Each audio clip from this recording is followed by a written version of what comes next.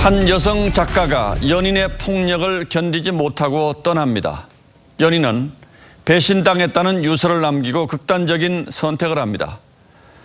천재 화가였던 남자의 죽음에 애도가 쏟아졌고 사람들은 그녀를 유망한 화가를 파멸시킨 마녀로 몰아갑니다. 소설가 정세량의 장편 시선으로부터에서 여주인공은 말합니다.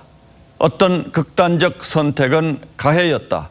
아주 최종적인 형태의 가해였다. 박원순 서울시장의 죽음이 알려진 지난 금요일부터 이 소설 판매가 급증했다고 합니다. 젊은 여성들을 중심으로 책을 사 읽었다는 인증을 올리며 고소인 2차 가해에 항의하는 연대가 벌어진 겁니다. 작가는 이 지겹고 참혹한 패턴을 깨고 나가자고 했습니다. 박 시장의 연결식이 끝나고 고소인은 진실의 왜곡이 난무하는 세상을 향해 입장을 밝힌다고 했습니다. 법정에서 그분을 향해 소리 지르고 사과받고 싶었다고 했지만 이제는 허사가 됐습니다. 서울시 5.1장에 대해서 50만 넘는 국민의 호소에도 바뀌지 않는 현실을 보며 다시 느낀 위력에 숨이 막힌다고 했습니다. 고소인의 상처를 더욱 후벼 팠을 2차 가해의 아픔이 절절합니다. 그리고 그 대부분은 여당과 지지층의 언행이었습니다. 고인은 맑은 분이었다.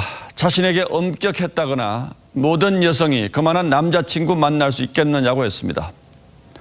의혹을 거론하는 것 자체를 죄악시한 여권의 분위기는 이해찬 대표가 기자에게 한 욕설이 단적으로 말해줍니다.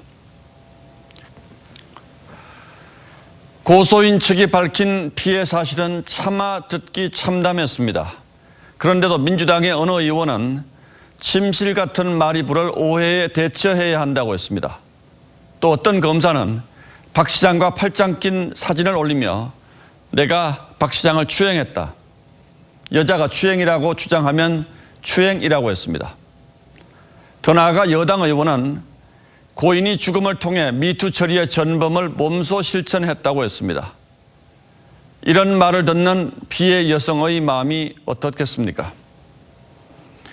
문재인 대통령은 후보 때부터 페미니즘 대통령이 되겠다고 다짐했습니다. 그리고 고인 역시 평소 유난히 여성 인권을 강조한 정치인이었습니다.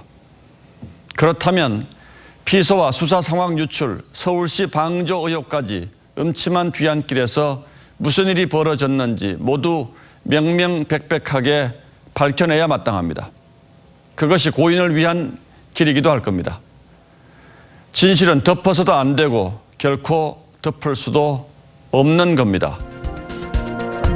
7월 14일 앵커의 시선은 이제 진실의 시간이었습니다.